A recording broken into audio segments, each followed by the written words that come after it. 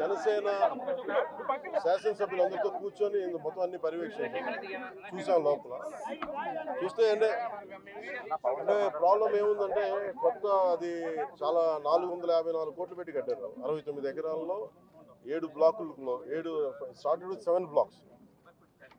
7 blocks నిర్మాణానికి వాళ్ళు చేశారు. అది కూడా ఏం చేశారంటే ఎక్స్టెన్షన్ ఆఫ్ ఎగ్జిస్టింగ్ రిసార్ట్ కింద చెప్పారు.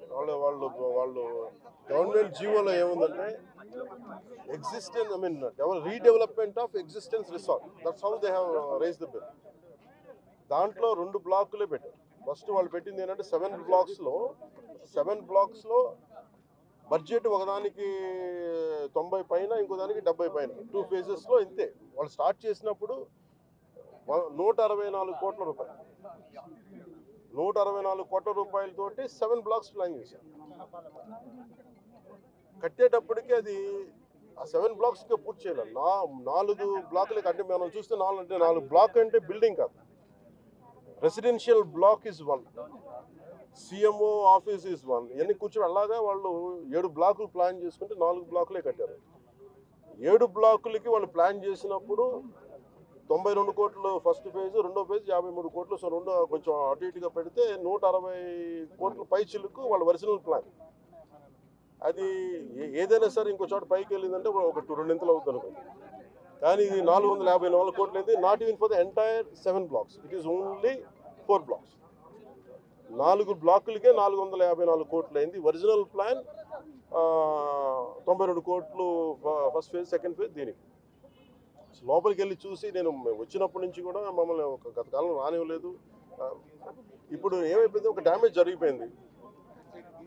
ఋషికొండ ఒకప్పుడు ఇక్కడ రిసార్ట్స్ ఉన్నప్పుడు టూరిజం మన శాఖకి ఆదాయం 7 కోట్లు ఉండేది.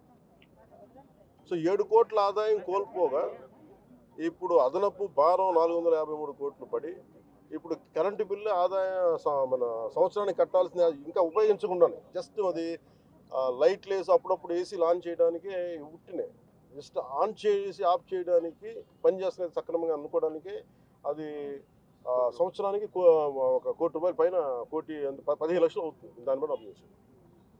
ఈ మెయింటెనెన్స్కి వీటికి 1.5 కోటి అవుతుంది, జస్ట్ మేయర్ మెయింటెనెన్స్. ఇదివరకు 7 కోట్ల ఆదాయం ఉంది. ఇప్పుడు మేము అన్నీ చూసిన తర్వాత లోపల వెళ్ళి పర్యవేక్షిస్తే ఇప్పుడు దాకా వాళ్ళు డ్యామేజ్ చేశారు. ఈ టాయిలెట్స్ ఎన్ని కోట్లు, టబ్బు, ఇవన్నీ ఇంకా అయిపోయినాయి, ప్రజల్లోకి వెళ్ళిపోయినాయి. ఇప్పుడు మా కుటుంబ ప్రభుత్వం నుంచి మేము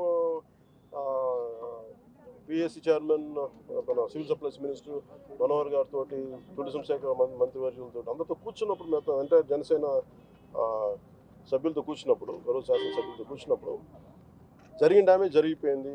తొలచాల్సిన కొండ తొలిచేశారు, పాడు చేశారు. ఓకే, వీటన్నిటిని మించి ఇంక ఇప్పుడు మన ముందు ఏముందంటే దీన్ని how well we can utilise. 400 ఏం చెప్పండి, ఎలా పెట్టాలి, చాలాసార్లు అనేక మార్లు మేము క్యాబినెట్ మీటింగ్ చర్చించాం. ముఖ్యమంత్రి గారు కూడా దీని మీద ఎలా చేయాలనేది ఆయన అందరిని అడుగుతూ ఉన్నారు. సో మేము ఈ పర్యటన తాలూకు ముఖ్య ఉద్దేశం ఏంటంటే, ఈ పర్యటన ద్వారా ఫస్ట్ మేము అసలు ఏం చేయాలనేది, మాకు ఇది ఇండివిజువల్, ఇది కుటుంబ ప్రభుత్వం కాబట్టి జనసేన పార్టీ తరపు నుంచి వాట్ ఈజ్ అవర్ అనేది, అంటే వాట్ ఈజ్ అవర్ వ్యూ అనడానికి మనం ఇక్కడి నుంచి మంగళగిరిలో కూర్చోనో లేదంటే ఇంకో ఊళ్ళో కూర్చొని చేయడం, ప్రత్యక్షంగా ఒకసారి ఫీల్డ్ విజిట్ చేస్తే వచ్చే పరిష్కారం వేరుంటుంది. సో లోపలికి వెళ్ళి కూర్చొని మేము చూస్తున్నప్పుడు పెచ్చులు ఊడిపోతూ ఉన్నాయి. ఆ సీఎంఓ ఆఫీస్ బ్లాక్లో ఆల్మోస్ట్ వాళ్ళు ఎవరో పేషీలో కూర్చొని ఆ పైకప్ పడిపోయింది, నీళ్లు లీక్ అవుతున్నాయి.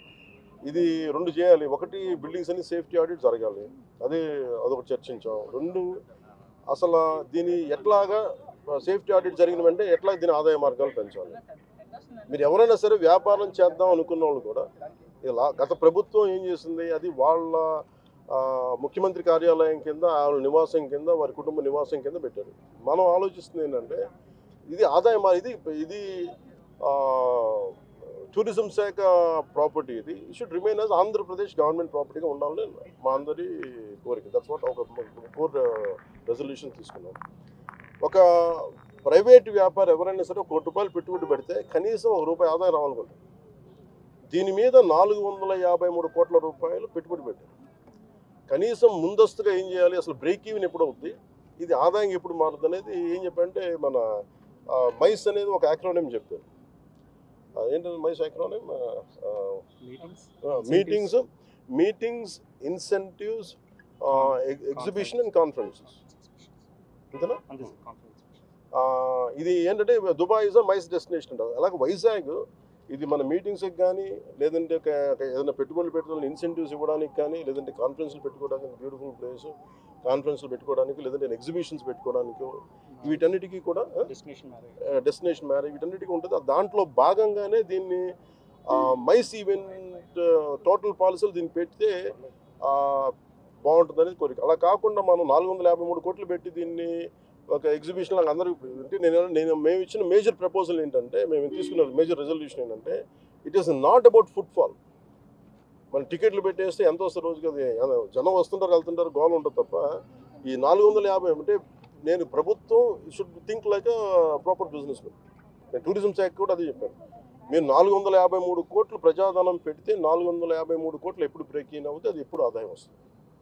ప్రభుత్వం నుంచి తీయడం కాకుండా అందుకని దీన్ని డెస్టినేషన్ వెడ్డింగ్స్ లేదంటే అన్ని కలిపి ఈవెంట్ చేయాలి. దీని మీద కూర్చోబెట్టి ఇమీడియట్గా దీన్ని ఈ వింటర్ లోపు దీన్ని ఒక నిర్ణయం తీసుకున్నాను. ఎందుకంటే నాకు ఈ టెండర్స్ ఎలా చేస్తారో నాకు తెలియదు, అవగాహన లేదు కాబట్టి దాని మీద అందరం కూర్చొని చర్చించమని చెప్పాను. ఇది మేము గౌరవ ముఖ్యమంత్రి గారికి దీన్ని మా రెజల్యూషన్ తెలియజేస్తాం వారికి. ఎందుకంటే వాళ్ళు కూడా మన ముఖ్యమంత్రి గారు కూడా ఏమంటారంటే చాలాసార్లు మీరు ఏదైనా ఒక ప్రపోజల్ తోటి ఒక సలహాతో రండి మేము తీసుకెళ్తామని అనేక పర్యాలు క్యాబినెట్ మీటింగ్లు చెప్పారు. సో దాంట్లో భాగంగా మేము ఇక్కడికి వచ్చి కూర్చొని ఇది కుటుంబ ప్రభుత్వం జనసేన ప్రపోజల్గా దీన్ని ఎలా చూస్తున్నాం అనేది వారికి తెలియజేస్తాం. అలాగే మనోహర్ గారు మన సూచన ఏంటంటే దుర్గేష్ గారికి కూడా వెంటనే మాట్లాడుతుండగా వెంటనే దీన్ని మెయింటెనెన్స్ చేయించండి. ఎందుకంటే దుమ్ము పట్టేస్తున్నాయి, ఆల్మోస్ట్ ఒక 1/4 ఇంచు దుమ్ము ఉంది. సో వెంటనే క్లీన్ చేయించినాయి, ఎవరు పడితే వాళ్ళు వెళ్ళిపోతా ఉన్నారు. అందుకని కొంచెం దీన్ని ప్రొటెక్ట్ చేయడం, దీన్ని కేర్ తీసుకోవడం అనేది థ్యాంక్ యూ.